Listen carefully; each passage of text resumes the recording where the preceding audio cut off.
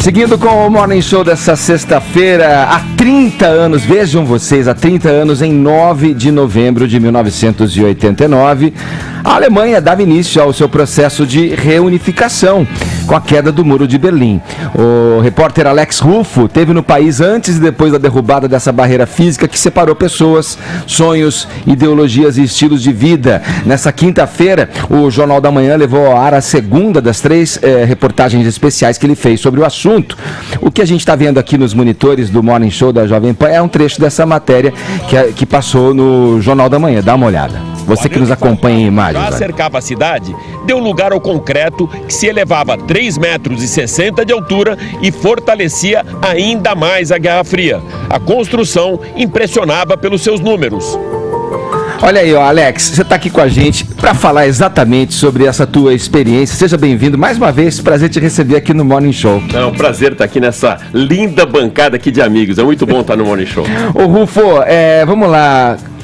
Acho que é legal você começar contando a história de você como, digamos, um infiltrado nos anos 80 ali. Você era uma espécie de um espião. Foi quase isso, mas eu não tinha noção disso, Edgar. Na verdade, eu cruzei uma barreira, um limite da segurança por ser moleque. Eu tinha 22 anos, na verdade eu trabalhava em engenheiro naval, eu trabalhava num estaleiro em Hamburgo, na Bloemfontein, e que era um estaleiro paramilitar. Tem aí a foto, inclusive, mostrando a minha época de estaleiro, época de como engenheiro naval. E o estaleiro, ele tinha construção civil, né, navios de marinha mercante e também a parte militar. Então eu tinha já muito contato com militares e aí, para aprender alemão, eu comecei a namorar uma menina alemã chamada Caroline. Eu tinha 22, ela tinha 16, eu fiquei muito amigo da família. E aí fiquei sabendo, nesse contato com a família, que a irmã dela, Renate, que era 10 anos mais velha que eu, 22, ela estava dentro de Berlim Oriental. Ela ficou morando com uma tia, quando a mãe se separou, e logo depois de 61, a mãe, a irmã, ninguém conseguiu mais nenhum contato com a Renate. Como eu não era alemão, mas falava alemão, falava inglês e estava para fazer uma viagem, o backpacking, colocar um Rail Pass, né? Aquele passe de 21 dias que muita gente fez. Eles me propuseram, puxa, vai pegar a informação da Renate, a gente tem um endereço, né? Eu consigo te mostrar, e não tinha GPS, Edgar, não tinha celular para você se guiar. Então eles mostraram livros mostrando as ruas, porque eu não podia chegar, por exemplo, na cidade e perguntar, Adriles, onde fica tal endereço? A época era muito ocupada pelos Stasi. Stasi era a polícia secreta alemã e infiltrada. Então, dentro de uma família, às vezes, um irmão era um Stasi e o pai não sabia. Ele denunciava o pai, isso já vinha... Experiência socialista. Desde a época, exatamente, desde a época do nazismo, isso. Então, essa cultura de infiltrar um espião, ou na comunidade, ou na escola, ou no trabalho, era comum. Então, não podia sair na rua perguntando, olha onde fica 22 Platterstrasse, que era a rua dela. Sim, já ficava todo mundo... O que esse cara está indo fazer? Um turista, exatamente. E esse jornal que você trouxe, todo já verdade, envelhecido, amarelado, qual é a relação dele? Essas duas coisinhas aqui foram minhas credenciais, foram a cortina de fumaça. Deixa eu mostrar aqui na câmera, ó. Foi a cortina de fumaça para eu... Jornal da época, olha aí. É o Jornal da Época, esse de Londres, mas tem uma história, porque é de Londres, que na verdade, o que aconteceu? Para não dar suspeita, como eu estivesse saindo de Hamburgo direto para Berlim, e foi para o aeroporto Tegel, que era a entrada mais fácil que você tinha para a Alemanha Ocidental, era através do Tegel. Eu fui antes para Londres e, por acaso, todas as notícias davam a Falkland, as Ilhas Malvinas, que tinham sido invadidas pelos argentinos. Então, para criar um álibi, né, já que falamos de espião, eu comprei um jornal, coloquei na minha mochila para mostrar que eu não estava indo de Hamburgo. Também foi um pouco neura minha, né? Não, estou vindo da Inglaterra, eu não conheço ninguém na Alemanha. Depois deu tudo errado, mas enfim. Eu usei o jornal e usei a minha carteirinha, Edgar. Todos devem conhecer uma carteirinha do STB, que está agora aí no vídeo, de estudante, mas como estava escrito ali, internacional... Olha que novinho! Jovem! Né?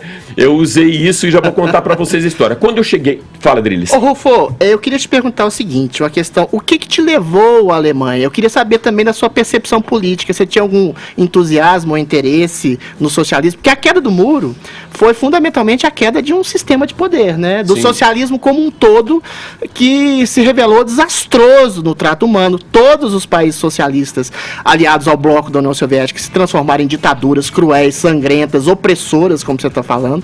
Aí o que te levou e qual era a sua percepção política de mundo na época e se transformou de alguma forma com a sua experiência dentro da Alemanha? Adriles, assim, para surpresa de muita gente, era uma pessoa totalmente apolitizada. Sim. Eu não tinha noção nenhuma. Na verdade, eu senti isso quando eu cheguei na Europa. O brasileiro, ele era politizado. O brasileiro sentava os moleques na escola, não fazia politécnica. A gente só tinha uma conversa um pouquinho, com um nível um pouquinho melhor, quando ia almoçar na filosofia, com o pessoal da arquitetura. Mas o engenheiro, em geral, ele falava de futebol, falava das meninas, mas não tinha uma consciência política. Quando eu cheguei na Alemanha, depois em Portugal também, eu vi muito isso do lado comunista, um outro estaleiro que eu trabalhei. O pessoal era muito politizado, então eles iam tomar um café para falar de política. A gente não fazia isso no Brasil. Quem fazia isso no Brasil eram as pessoas ligadas diretamente com a política, ou como ativista, ou a esquerda. A esquerda, exatamente. Então, assim, eu aprendi muito da política estando na Alemanha. Cheguei, então, em Checkpoint Charlie. Então, antes de falar um pouco de Checkpoint Charlie, vou pedir para o Bruno colocar um vídeo que conta um pouco a história e a importância de Checkpoint Charlie. O Strasse, agora aí já é a passagem por Checkpoint Charlie. Postos controlados por oficiais de Berlim Oriental de um lado e de Berlim Ocidental do outro. 8 passagens de fronteira entre Berlim Oriental e Ocidental permitiam o trânsito de berlinenses ocidentais, alemães ocidentais, estrangeiros e funcionários dos aliados na Berlim Oriental. Cidadãos da República Democrática Alemã e de outros países socialistas podiam passar para Berlim Ocidental desde que possuíssem as permissões necessárias. O mais famoso ponto de passagem ficava aqui na esquina da Friedrichstrasse e Zimmerstrasse, o Checkpoint Charlie. Uma pequena casa de madeira com a bandeira dos Estados Unidos era o mais importante ponto de passagem guardado por oficiais do exército norte-americano. Foi ali, na Friedrichstrasse, que um dos momentos mais tensos da Guerra Fria aconteceu. No dia 27 de outubro de 61, um oficial norte-americano foi detido por policiais da Alemanha Oriental quando tentava cruzar a fronteira para ir ao teatro no lado oriental da cidade. Imediatamente, uma escolta armada, carros de assalto e jipes forçaram a passagem para garantir o trânsito livre do oficial. Como reação ao incidente diplomático, o exército norte-americano posicionou tanques de guerra na linha da fronteira apontados para o lado soviético. Khrushchev, líder do Partido Comunista, entendeu a atitude como uma provocação imperialista e também ordenou que tanques de guerra fossem posicionados apontando para o lado ocidental. Faltou muito pouco para que naquele momento a Guerra Fria se transformasse de fato em uma guerra armada entre a União Soviética e os Estados Unidos. Meu nome é João Kepler. Pô, é incrível essas imagens, hein, Rufo? Imagens históricas ali. Como é que era a vida lá, Rufo? O que você observava na prática, no seu trânsito para lá e para cá? O que você via das pessoas? Costumes, de repente, coisas que aconteciam nesse momento da Alemanha? Era isso, Medano. Você tinha noção que você era testemunha ocular da história? Porque você estava vivendo coisas que ninguém vive mais, exato, né? Foi um pouco. Na verdade, vou até contar um pouquinho antes a minha passagem. Pelo Checkpoint Charlie, onde passavam os não alemães ocidentais. Sim. Então, turistas americanos e pessoas de outros países da Europa, o único ponto de passagem era o Checkpoint Charlie. Quando eu cheguei, a fila estava muito grande, Edgar, para os não turistas. Sim. E tinha um ponto específico dito Deutsch sprechen, para alemães. Eu tinha armado toda essa história minha para falar que era turista e tal, mas eu não ia conseguir entrar naquele dia se eu tivesse que esperar aquela fila. Então eu fui para o lugar. Quando eu estava chegando perto do lugar, um oficial alemão começou a olhar para mim e eu parei na metade. Até falei em alemão para vocês verem o impacto que é isso. Ele falava assim, ich kann nicht mehr warten, du musst sofort kommen. Quer dizer, você precisa vir imediatamente, gritando. Sim. Você precisa vir imediatamente, tipo, não para aí, vem para cá, eu não posso mais esperar.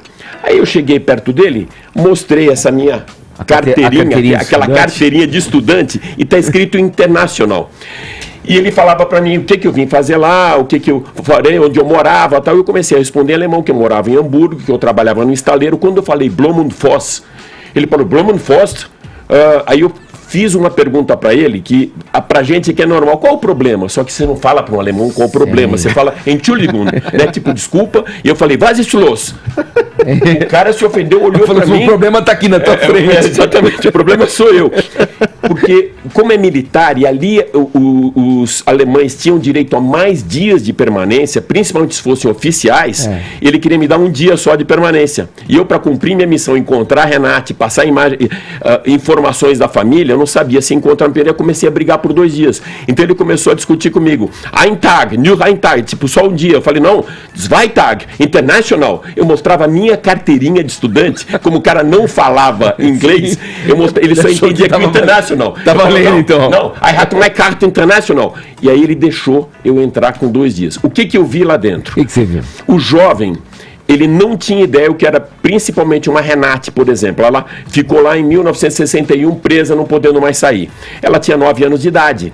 Renate, só para quem chegou agora na nossa conversa, é a irmã mais velha da tua namorada Carolina. na Você tá época. falando depois Carolina. da queda, Sim. você tá falando especificamente. Não, 61, quando fecharam o cerco, no começo, bem no começo. Isso foi em 82, a minha ida para lá foi em 82. É bom a gente lembrar que de 48 a 61 não havia o muro e, assim, houve uma separação, uma cisão entre a Alemanha Oriental e Ocidental na Guerra Fria, uma aliada à União Soviética, outra aos Estados Unidos, e quase 3 milhões de pessoas da Alemanha Já Oriental tinham saído. caíram fora. Aí de um dia pra noite, foi num dia, né? Exatamente. Eles ergueram o muro e falaram, não, aqui ninguém sai. E ainda tem gente que gosta de socialismo, hein, Rô? Aí, o que eu percebi, Edgar? O jovem, ele não tinha noção, ele tinha uma vida como se fosse um funcionário público. Ele chegava 8 horas da manhã para trabalhar, ele saía meio-dia para almoçar, ele voltava 2 horas da tarde, 5 horas da tarde ia para casa dele, ele tinha restrições naquilo que ele ia consumir, ele tinha um limite de consumo, ele tinha as cotas dele, mas ele tinha uma vida com qualidade. Esse era o lado deles. Ele não almejava nada, tal. O cara que tivesse um pouquinho mais de cabeça, que tivesse oportunidade de ler livros, e livros eram infiltrados, e conhecer um pouco da cultura ocidental, esse cara se revoltava. Quando eu cheguei em Berlim Oriental e fui procurar a Renate, eu não podia entrar com endereço e nem com foto dela, porque ia levantar suspeita. Ela saiu, eu toquei a campainha, né, a pessoa perguntou de onde, quem é, eu falei, eu só usei isso aqui, eu venho de Hamburgo, que ela ia entender que eu estava vindo. Ela saiu, Edgar, só para você ver como era o medo, ela saiu e passou por mim, eu falei, não é ela. Ela parou a uns 100 metros de distância e olhou para trás para mim, e eu entendi que era eu. Fui atrás dela, peguei uma roupa do namorado dela, para não parecer turista, porque senão por que eu, como turista, estaria conversando com uma pessoa da Alemanha Oriental? Sim. Saí de mão dada com ela, com a roupa do namorado. Quando cruzava alguém por mim, eu não falava mais inglês, não falava alemão, porque iam perceber que eu não era alemão. Sim. E eu fui passando informações, e ela foi passando informações para mim. No caminho de mãos dadas andando. Parece cena de filme, Rufo. Gente, muito meio espionagem. Sim, Ela te salvou, de certa forma. E até eu comentei com a Paulinha um pouco antes, a Carolina era uma pessoa, cabelo liso, comprido, carinha de boazinha, e eu descobri, quando cheguei lá, por isso que eu falo, a gente não tem noção do perigo, a Renate era uma ativista.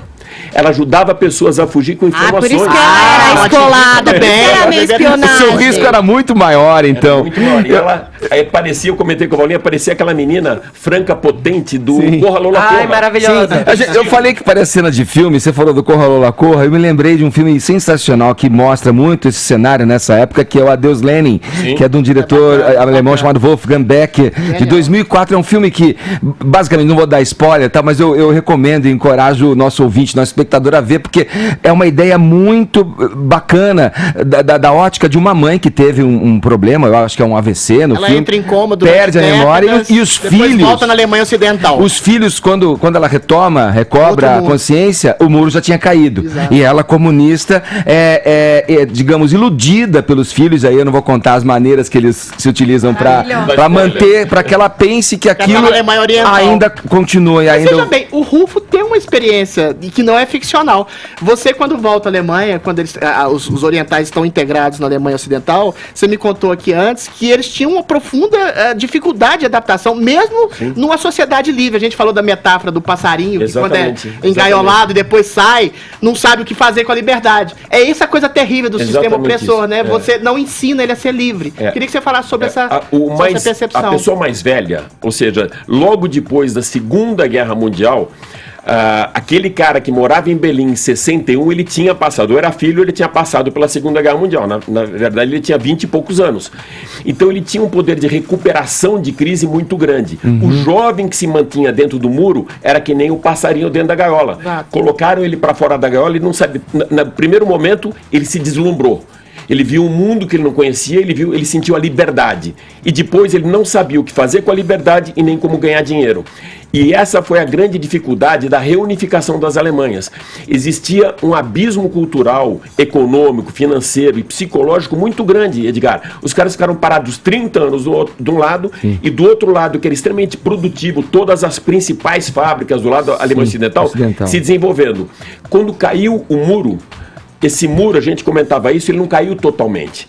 As pessoas continuaram no isolamento e até hoje, Tem gente que se na ressente Alemanha, ainda, né? até hoje na Alemanha unificada, o alemão oriental é como se fosse a segunda classe e o alemão ocidental a É primeira. O verdade, muro continua invisível, porque o ocidental acha que meio que financia Exatamente. oriental. Ele fica incomodado com isso. Ele tem que pagar a conta do muro até hoje por essa falta de desenvolvimento do Mas alemão. tem gente que ainda se ressente do lado oriental, da época do oriental, porque eu vi uma reportagem que diz que tem umas pessoas que ainda têm saudosismo desse tipo. Ah, então, É o que eles está fizeram dizendo, história. né? É o que você está Porque dizendo. a Alemanha, quando ela se reunificou, o lado imperialista capitalista que eles falavam, né?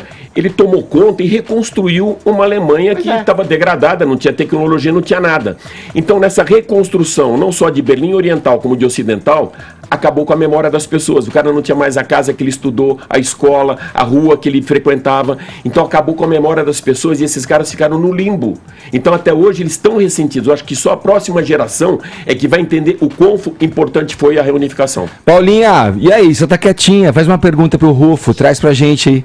Ai, o Rufo trouxe pra mim uma plaquinha, né, Rufo? Olha. Quando ele foi pra Alemanha. Que tem um pouco Era a ver do com a Checkpoint história Charlie. do Checkpoint Charlie. Exatamente. É uma que falava, a partir daqui você não está mais sob o comando dos Estados Unidos. Tipo assim, se cuida. Sim. Vini, vem com a gente. Fofo, eu queria saber do seu retorno, né? O que te chamou mais atenção também, assim, na tua conversa diária com as pessoas, né? Fazendo esse resgate da queda do muro, né? O que as pessoas mais ressaltam para você nesses diálogos? Primeiro assim, eu vi pontos extremos. Então tem tanto o cara, o estudante universitário que conhece o mundo, que tem uma consciência global. Ele valoriza muito Berlim como um todo, inclusive a Oriental, inclusive a história da Oriental. Berlim, até pouco tempo atrás, era a capital cultural da Europa. Quando se tornou capital de novo, né, depois de Bonn, se tornou a capital, a grande capital, os movimentos culturais cresceram muito. Então esse cara ele se sente até elitizado e ele se sente melhor por morar em Berlim. O cara da Alemanha Oriental, que hoje tem 50 anos, esse cara tá bem. Ele entende esse movimento.